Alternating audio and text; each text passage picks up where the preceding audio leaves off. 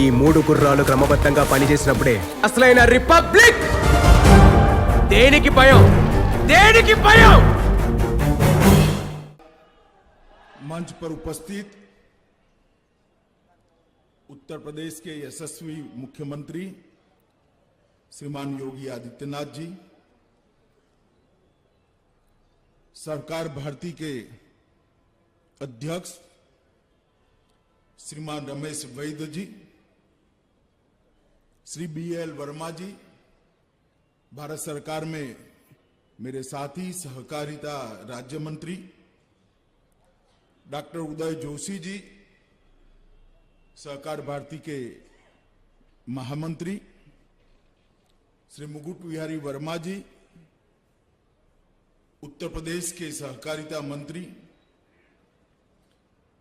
स्वागत समिति के अध्यक्ष और सांसद भाजपा के वरिष्ठ नेता श्रीमान संतोष गंगवार जी, सहकार भारती उत्तर प्रदेश के अध्यक्ष श्री रमाशंकर जी, सहकार भारती उत्तर प्रदेश के महामंत्री डॉक्टर प्रवीण सिंह जदौन जी और देश के 600 से ज्यादा जिलों से आए हुए सहकार भारती के सभी प्रतिनिधिगण और देश की सभी नामांकित सहकारी संस्थाओं से आए हुए गणमान्य अतिथि, सबसे पहले तो मैं सहकार भारती का बहुत धन्यवाद करना चाहता हूं कि मुझे आप सबको मिलने का मौका दिया, क्योंकि मैं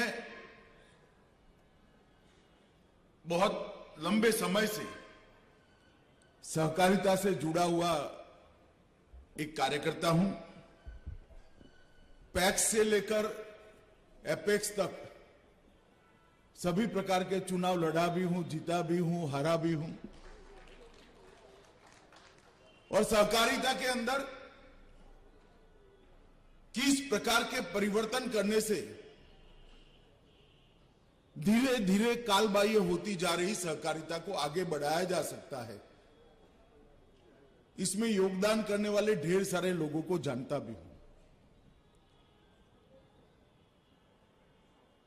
तो उसी उपलक्ष्य में आज सहकार भारती के राष्ट्रीय अधिवेशन में उपस्थित होकर बहुत आनंद हो रहा है। और दूसरा, मैं गुजरात से हूं। मैं स्वयंसेवक बना तब से वकील साहब को देखा है, सुना है, बड़े सम्मान के साथ वकील साहब की बातों को ग्रहण कर अपने जीवन को एक निश्चित रास्ते पर ले जाने का प्रयास भी किया है। और आज जब सहकार भारती के मंच पर हूं तो मेरे लिए यह भी बड़ा भावुक क्षण है कि लक्ष्मण राव जी का सहकार भारती की स्थापना से लेकर उनका देह नहीं रहा तब तक सहकार भारती से अटूट नाता रहा। और आज मैं यहां इसी मन से उनको बड़ी विनम्रता से के साथ कार्यांजलि दे पाऊं, इस प्रकार का मौका आप लोगों ने मुझे दिया है। मित्रों, सहकारिता के क्षेत्र के अंदर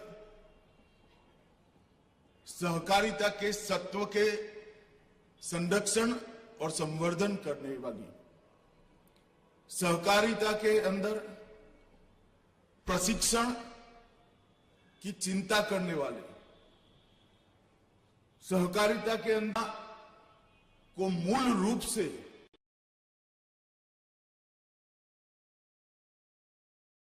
अखिल भारतीय संस्था नहीं है। मेरी जानकारी में अकेली सहकार भारती ये काम करती है,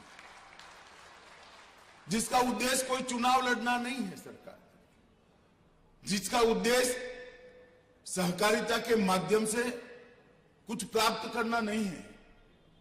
सहकार भारती का उद्देश्य सहकारिता को मजबूत कर सहकारिता की भावना को मजबूत कर देश के विकास में सहकारिता योगदान कर पाए, कंट्रीब्यूट कर पाए, एक प्रकार का मजबूत आंदोलन बनाना है सहकार भारती का उद्देश्य। इस प्रकार से निर्मल प्रकार की बहुत अच्छे उद्देश्य वाली और पवित्र तरह से चलती ये संस्था है। इसलिए मैं आप सबको इसके कार्यकर्ता होने के नाते, इसके प्रतिनिधि होने के नाते मैं बहुत बहुत बधाई देना चाहता हूं। और आप जब सहकारिता का काम कर रहे हो, सहकार भारती का काम कर रहे हो, तब आप इतना जरूर याद रखना कि आप आत्मनिर्भर भारत के लक्ष्य को पूर्ति का एक साधन बनकर काम कर रहे हो।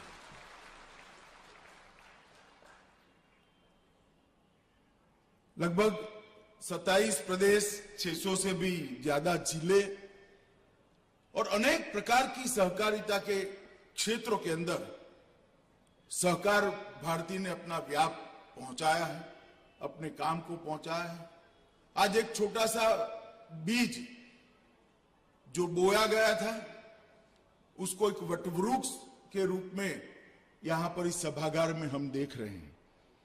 और ये आपका 7वें अधिवेशन में 600 जिलों से 3000 से ज्यादा प्रतिनिधि यहां आए हैं।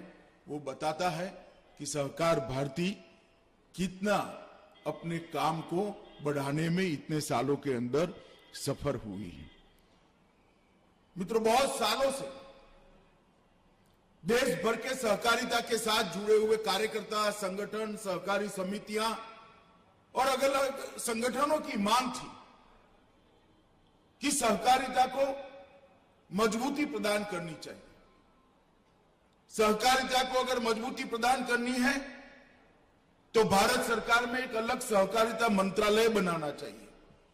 और वो सहकारिता मंत्रालय धीरे धीरे अलग अलग कारणों से कालबाह्य होता जा रहा सहकारिता के आंदोलन को फिर से एक नई जोम, नई ऊर्जा, नया उत्साह दे और सहकारिता आंदोलन आज भी रिलेवेंट तरीके से देश के विकास के अंदर कंट्रीब्यूट कर पाए। मुझे आप सबको कहते हुए आनंद होता है कि मोदी जी को देश की जनता ने जब दूसरी बार पूर्ण बहुमत की सरकार दी, उसकी दूसरी ही कैबिनेट में उन्होंने विचार रखा था कि एक सहकारिता मंत्रालय का गठन करना चाहिए। और आज हम सब के लिए आनंद का विषय है, देश के प्रधानमंत्री ने सहकारिता विभाग का गठन कर दिया। और मेरे लिए सौभाग्य का विषय है कि उन्होंने देश के पहले सहकारिता मंत्री बनने का मुझे मौका दिया है। सहकारिता मंत्री कोई पद नहीं है, सहकारिता मंत्री जिम्मेदारी है, मैं बहुत अच्छे तरीके से जानता हूं। वैकुंठ भाई मेहता, विखे पाटिल, धनंजय राव गाडगिल, लक्ष्मण राव इनामदार,